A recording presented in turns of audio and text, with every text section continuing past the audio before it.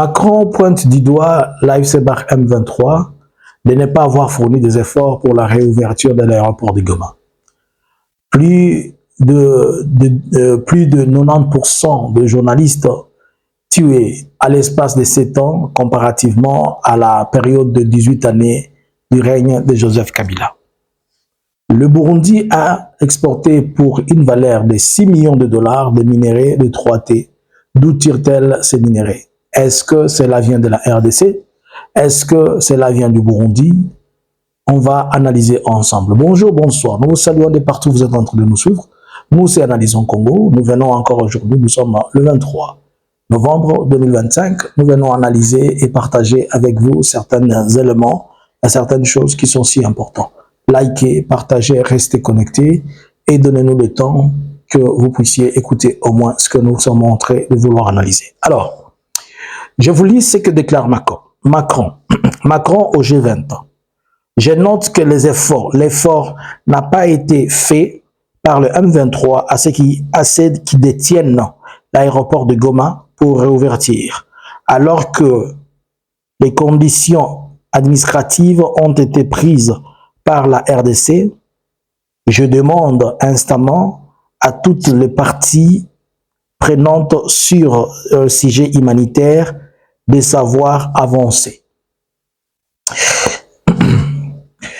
Macron, vous vous rappelez, lorsqu'il y avait la conférence humanitaire, si je peux appeler ça, à Paris, Macron avait déclaré ouvertement qu'il y aura la réouverture de l'aéroport de Goma. Et Félix, après cette déclaration de Macron, où dans cette conférence, la RDC avait pu obtenir la promesse de 2,5 milliards dans le cadre de fonds qui devaient être élevés dans les cadres humanitaires pour assister les gens dans la partie est de la République. Par la même occasion, nous avons Kinshasa, quelques jours après, dans un conseil des ministres, Kinshasa déclare et dit à tous les ministres de se tenir prêts et de se disposer pour la question de l'ouverture de l'aéroport de Goma dans les cadres humanitaires. Chose qui a semblé jusque-là difficile, puisque après que nous ayons suivi, nous, après les analyses et après avoir compris de la bouche autorisée dans l'une des interviews que Corneille Nangaa avait accordé à Analysons Congo, vous avez tous entendu et suivi de la part et de la bouche de Corneille Nangaa, disant, lui qui est le coordinateur de l'AFC Barkhane M23, que Goma n'est pas l'extension ou bien Goma n'est pas un territoire français.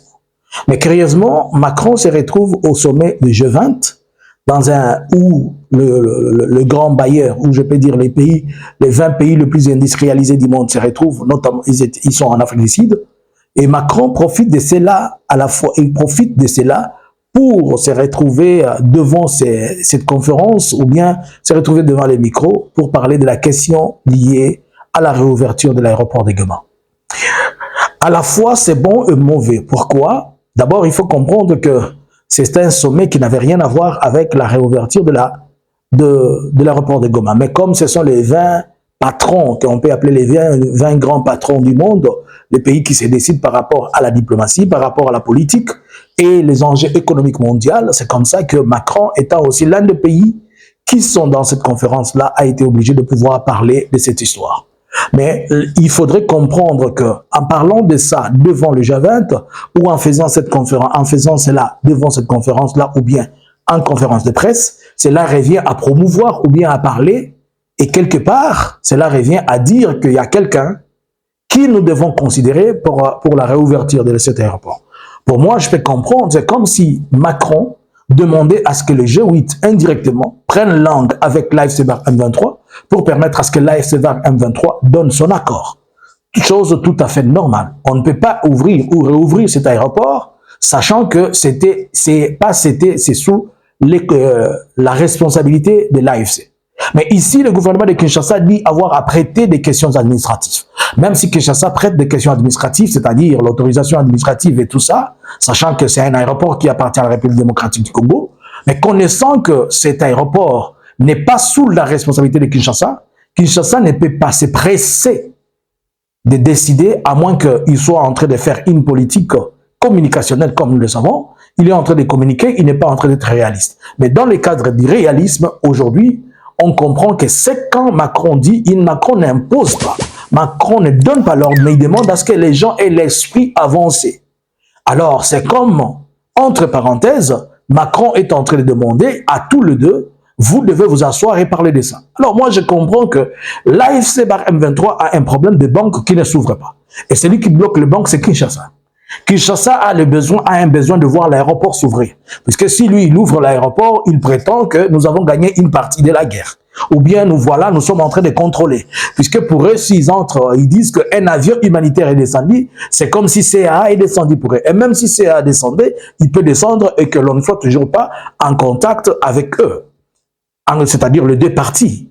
Et ce qui revient à dire qu'il y a tellement de problèmes qu'il faut asseoir et qu'il faut discuter. Cela revient à dire qu'il va y avoir, il est maintenant obligé que l'AFC, bar M23 et le gouvernement congolais s'asseyent pour parler. Et en s'asseyant pour parler, chacun demandera à l'autre de faire ce que l'autre ne veut pas. Par exemple, le Goma va exiger à Kinshasa, ouvre le banque, active le banque, et nous aussi, nous allons activer l'aéroport. Alors, ça devient deux poids, deux mesures. Et là, c'est la France maintenant qui se demande à ce que chacun ait un esprit d'ouverture. Cet esprit d'ouverture ne se limite pas seulement à écouter, ne se limite pas à comprendre, mais cet esprit d'ouverture demande à ce que chacun réduise et qu'il mette un peu d'eau dans son vin pour permettre à ce que les choses avancent. Est-ce que Goma et Kinshasa vont finalement tomber sur un accord pour savoir si l'aéroport sera ouvert ou pas? À ces jours, le M23 campe sur ses positions et à ces jours, le M23 ne fera rien. Premièrement, le M23 n'a pas encore été officiellement contacté. Nous ne le savons pas. On n'a pas encore appris ni un communiqué d'eux disant qu'ils ont été officiellement contactés. Segundo, ça s'est dit sur le média. Tierso, on ne peut pas discuter ou on ne peut pas prendre des décisions de choses sur lesquelles les gens ne se sont pas assises. Kinshasa peut se décider ou bien peut dire des choses, mais Kinshasa n'a ni le moyen de pression, ni l'influence, ni les capacités, ni les compétences de contraindre l'AFC bar M23 de rouvrir l'aéroport. Cet aéroport est tellement important pour Kinshasa que les banques sont aussi importantes pour l'AFC bar M23. Jusqu'où ira ces jets de bras de fer. D'après le GED, c'est une association ou bien une ONG qui cadre dans le sens du média. Il déclare ceci. 15 journalistes tués sous le Kabila contre 12 sous Tshisekedi. Donc, durant les 18 années de gestion de Kabila, il y a eu 15 journalistes qui ont été tués. Soit tombés dans ceci, emprisonnés, faire quoi? Ils sont morts dans ce contexte-là. Mais seulement en 7 ans de Félix, 12 journalistes ont été tués. Les rapports annuels 2025 des journalistes en danger, GED, dressent un tableau alarmant. 15 journalistes ont été assassinés, 2 portés disparus sous Joseph Kabila de 2001 à 2018 contre 12 tués et 4 disparus sous Félix Tshisekedi. C'est-à-dire, à l'époque de Joseph Kabila, il y a eu 15 journalistes qui ont été tués et 2 étaient disparus pendant de 2001 à 2018. C'est ça les rapports qu'on est en train de donner. Ça fait presque, ça a été on signale presque 18 ans. Par contre, en 7 années seulement, 12 journalistes et 4 autres disparus. Malgré une baisse de nombre total de violences entre 2006 et 2006, et en 2006, cas sous Kabila contre 214 sous Tshisekedi, c'est-à-dire en 2006, ça a baissé, mais sous Félix Tshisekedi, le tout, c'est-à-dire les arrestations, les intimidations, les ceci, ça porte à 214 cas d'impunité. Ça, c'est le chiffre total que donne le GED. Alors, là, nous sommes en train de nous poser une question purement trop importante. On parle de personnes tuées pendant ces 7 ans. À l'époque de Kabila, on nous dit qu'il y avait 15 morts durant 18 ans. Mais en 7 années, on parle de 12 morts et 4 tués. C'est presque les 100% de 18 ans. Si en 7 années, il y a déjà 12 journalistes tués et 4 morts, qu'adviendra-t-il lorsqu'il fera 10 ans? Qu'est-ce qui va se passer? Nous avons suivi, c'était au courant de cette année, Christian Bossembe, dans l'air chaud avec le président Félix, dans l'une conférence, Moussine me dit que depuis que le président Félix est là, les journalistes n'ont jamais été si bien traités comme lui.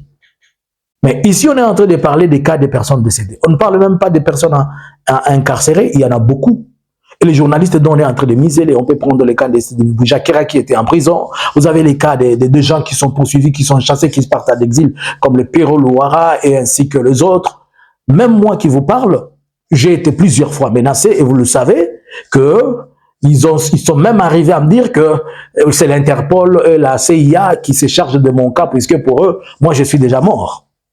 C'est là, quelles sont les raisons? Et qu'est-ce qui fait que le nombre croît tellement pendant l'époque de celui qui se déclare être démocrate et celui dont on pensait qu'il n'était pas démocrate a porté de bons fruits? Premièrement, l'une des causes la plus importante pour le régime de Félix qui fait que le nombre de journalistes qui se retrouvent en danger, qui se retrouvent muselés et qui se retrouvent tués se croissent, c'est puisqu'ils ne supportent pas la contradiction. C'est-à-dire, le gouvernement de Félix ne supporte pas les critiques. Il ne veut pas être critiqué puisque ils pensent que leur modèle de gestion, c'est un modèle qui est standard, c'est le modèle universel de gouvernance. Alors que tous les signaux sont en rouge et ils me donnent de la matière à quiconque peut avoir besoin de parler. Par exemple, si on prend un fils qu'un seul exemple, on organise l'arrivée de sportifs de léopards au niveau de l'aéroport de Njili.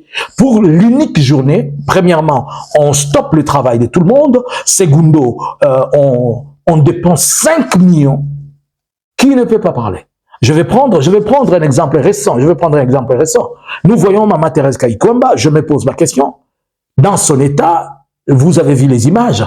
Maman étant trop lourde comme ça, avec sa grossesse, au lieu qu'on la laisse à côté et qu'on laisse les autres personnes travailler, si c'est elle qui s'efforce, si ce sont eux qui la forcent, et cela devient comme un problème pour la communication, puisqu'il s'agit des questions étatiques. C'est pour la première fois, la RDC a battu record en tout. Il a battu record dans la corruption, dans le musellement, dans ceci, et nous voyons aussi, il vient de battre record même dans la question des grossesses étatiques. Si je peux appeler comme ça, il y a des grossesses étatiques non identifiées, non justifiées. Excusez-nous les termes, je pense que je n'ai pas abusé ou je n'ai pas détruit les respects ou l'honneur de quelqu'un. Seulement, nous sommes en train de dire qu'il y a tellement de la matière qu'ils ont mis en place. Par exemple, la mauvaise gestion du pays, la corruption, le détournement, le musellement de la politique, le musellement de la presse. Alors, tous ces éléments ici, de morts en répétition,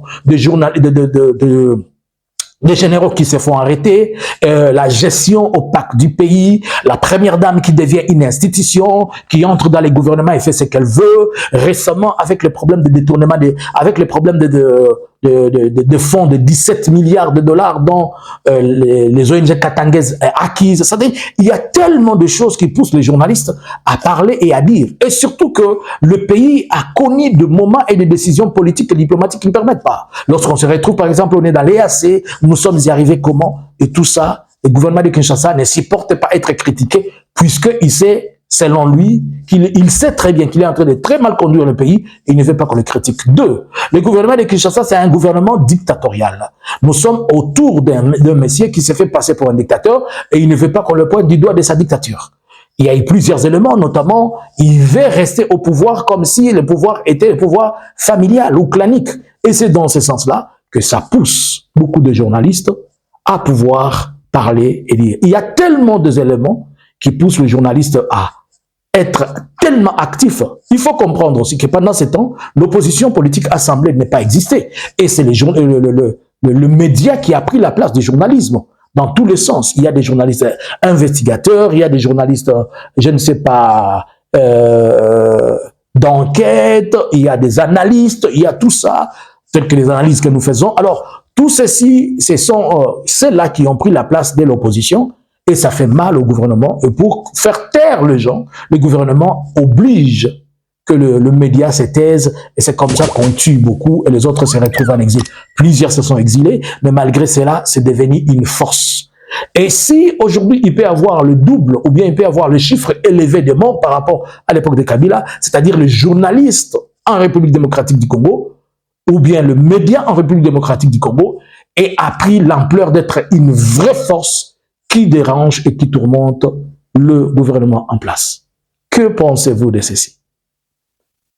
Selon vous, quelle peut être la bonne raison pour ce qui vient d'arriver et s'est passé? Alors, le Burundi, au courant de cette année, pour la deuxième fois, vers le mois d'octobre, il avait exporté pour 175 kilos de 3T, notamment l'orflamme, le coltan, le coba, tout ce wolframite, tout ce qui est éteint, tout ce qui est communément on appelle le minerai 3T ou bien le terre rare. Alors, pour ce mois de novembre, le 14, le Burundi a encore une seconde fois exporté 15 camions vers la Chine d'une valeur de 6 millions de dollars américains de minerais. Il faut ajouter qu'en 2023, entre 2023 et 2024, le Burundi a vendu ou a exporté pour 132 millions de dollars l'or. Alors, toutes ces questions, d'où tire-t-il ces minéraux? Est-ce que le minerai burundais appartient au Burundi ou bien les minéraux burundais sont des minéraux qui proviennent de la RDC? Une double réponse et une double question. Pourquoi double réponse? Sur le sol burundais, le Burundi a aussi des minéraux. Ils ont des minéraux, mais pas en quantité industrielle comme en République démocratique du Congo. Mais ils arrivent quand même à exporter. Ils ont plusieurs sites. Peut-être je vais vous faire le détail. Je vais vous faire un document pour les gens qui veulent. Si vous êtes intéressés, vous m'écrivez seulement inbox email. Je vais vous faire un document pour ça où vous pouvez le retrouver. Et si vous êtes prêts, donc il faudrait seulement que tous ceux qui sont intéressés me donnent leur adresse email et je vais vous dire quand est-ce qu'il faut donner votre adresse email et vous allez avoir le document. Alors, pour ce faire, le Burundi, pour l'or, d'abord, si on doit parler de l'or, il est difficile de déterminer si l'or que le Burundi exporte vient du Burundi. Mais pour ce qui est du minerai, le 3T, il est aussi difficile de dire que tout le minerai 3T vient du Burundi. Puisque nous savons que le Burundi, avec la RDC, il partage les mêmes plaques tectoniques, comme c'est le cas du Rwanda, comme c'est le cas de l'Ouganda, de la Tanzanie. On peut aussi sous-entendre que les mêmes plaques tectoniques qui sont ici sont les mêmes plaques tectoniques qui sont là-bas. C'est-à-dire les couches de la terre qui renferment ces minéraux-là, elles se prolongent vers ces terres-là, les terres burundaises et autres terres. Cependant, il faudrait comprendre que la quantité qu'il y a en République démocratique du Congo n'est pas la même quantité qu'il y a au Burundi. Mais le Burundi, s'il doit en exploiter, il en profite aussi de la quantité qui vient de la RDC. Mais pour ce faire, le Burundi n'en profite pas d'une main tendue, une main normale. Elle en profite sous plusieurs formes. Et c'est pourquoi, si les gens ne comprennent pas que le Burundi est une menace sécuritaire au même pied d'égalité que le Rwanda. Puisque ce que fait le Rwanda et l'Ouganda pour obtenir le minerai congolais, c'est ce que fait aussi le Burundi. Mais la seule chose dont le gouvernement congolais a toujours eu à cœur, c'est d'accuser le Rwanda, d'ignorer l'Ouganda, d'ignorer le Burundi et d'ignorer la Tanzanie. Vous allez vous rappeler que tous nos 5 voisins, en commençant par le Kenya, l'Ouganda, le Burundi et le Rwanda, le Burundi et la Tanzanie, profitent tous des minéraux congolais. Par exemple, au niveau de la Tanzanie, le minerai quitte le Katanga, il quitte Moba, et il quitte vers le Fizi, à partir de gens qui sont, par exemple, dans l'île de Bwari, dans les territoires de Fizi, ils sont obligés d'aller vendre leur or en Tanzanie. Ceux qui sont au Kalemi, ils vont aussi le vendre. Ceux qui sont à Uvira, des fois, ils vont le vendre là-bas. Ceux qui sont dans le Baraka, ils partent tous là-bas. L'or qui vient du Maniema et le castérite et le coltan qui viennent du Maniema, ça transite aussi par le Burundi. Puisque il faut noter qu'il y a une route qui quitte le Burundi, le Maniema et qui va directement jusqu'au Burundi. Alors cela fait que le Burundi, avec ça, il a la facilité de prendre à la fois ces minéraux et les minéraux congolais et il les fait passer pour ces minéraux. Vous comprenez alors pourquoi le Burundi est en train de demander qu'il ait une place de négociation à la table, puisque le Burundi veut être traité au même titre d'égalité comme on est en train de traiter le Rwanda. Si on va donner l'autorisation au Rwanda de faire l'exploitation au Congo d'une manière officielle, il faudrait aussi que le Burundi ne se passe pas d'être un voleur. Mais si cela n'arrive pas, que fera le Burundi? Le Burundi est obligé d'insécuriser le parti Est en utilisant notamment, en manipulant les gens tels que les Wazalendo, en leur disant que vous voyez les Rwandais veulent faire de ceci et de cela, on leur donne des armes. C'est trop facile pour le Burundi qu'il finance même les groupes rebelles de chez lui qui sont en RDC en leur disant vous restez là-bas, vous faites la guerre là-bas, vous faites tout ce que vous pouvez faire, mais on vous laisse quand même, ceci permet à ce que cette insécurité leur facilite à récupérer chaque fois et ouvrir la voie de minerais vers chez eux. Ainsi donc, nous sommes dans une guerre de minerais qui ne demandera que la République démocratique du Congo définisse une très bonne diplomatie avec ses voisins pour ainsi maîtriser. Si le Burundi commence aujourd'hui à envoyer, à exporter des grandes quantités de minerais, donc le Burundi va être une très bonne pierre d'achoppement pour insécuriser toute la partie du territoire de Fizi, peut-être dans le Maniema, peut-être le Chabunda, jusqu'à l'entrée des Kalemi, pourvu que l'insécurité y règne et qu'il continue à garder le contrôle sur le minerai congolais. Vrai débat et vrai problème qu'il faudrait que les gens comprennent. Cependant, à Kinshasa, les gens ne comprennent pas. Les gens n'entendent que le Rwanda pille nos minéraux. Le Rwanda pille nos minéraux. Si le Rwanda pille les minéraux, cela veut dire que le Burundi aussi pille. Si le Burundi pille, le Burundi qui est allié à la FARDC et qui est allié au gouvernement congolais, cela veut dire que le Burundi pille étant autorisé. Le pillage qui n'est pas autorisé ici, c'est quand le gouvernement n'est pas derrière. Mais quand le gouvernement est derrière et que le gouvernement ensemble, vous pillez ensemble, ce n'est pas un problème. Que pensez-vous de cette évolution de la situation et que pensez-vous de la manière dont le Burundi devient vraiment un hub de minéraux ou bien des plateformes de transit de minéraux? Je vous rappelle que l'or que le Burundi extrait, c'est l'or qu'il a toujours récupéré dans ces zones-là. Et que le gouvernement de la République démocratique du Congo n'a peut-être pas un grand contrôle par rapport à cela. Beaucoup de choses restent à définir et à la fois une bonne politique économique, une bonne diplomatie, une bonne sécurité et des très bons mécanismes pour permettre à ce que le cycle de ces choses stoppe. Dans le sens contraire, nous allons aller dans un cercle vicieux qui ne trouvera pas solution. Ceci est et elle sera aussi l'une des causes par lesquelles le Burundi dira toujours au gouvernement de Kinshasa, ne négociez pas, nous avons la capacité, nous pouvons nous battre et nous pouvons arriver à quelque chose. Et de votre côté, que pensez-vous de ceci? Pensez-vous que le Burundi en profite ou bien le Burundi utilise exactement son propre minerai? Chose impossible pour le moment, il est difficile de vérifier quelle est la quantité. J'ai cherché un peu partout de savoir la quantité exacte qu'on soutire du Congo et la quantité exacte qui est produite au Rwanda et au Burundi. C'est devenu un peu compliqué. Le Burundi te dit, en octobre, ils ont produit 175 tonnes de 3T. Ils te disent qu'ils produisent au moins 2000 kilogrammes d'or. Et tous ces chiffres-là, si vous cherchez les sites dans lesquels ils ont produit, certes, il y a des choses qui se retrouvent dans leurs sites, mais le reste, ça reste toujours une complication. Nous gardons un œil étant qu'analyste, nous essayons d'analyser et comprendre. Vous comprenez là aussi une des causes principales de cette guerre et l'une des causes de l'intervention burundaise dans les conflits congolais. Ce n'est pas pour seulement la sécurité, mais c'est aussi pour le minerai, c'est aussi pour son économie et la stabilité et le développement. Car pour le moment, il faut profiter de tout ce qui se passe en RDC pour développer son pays. Bonjour, bonsoir. Analysins Congo subscribers.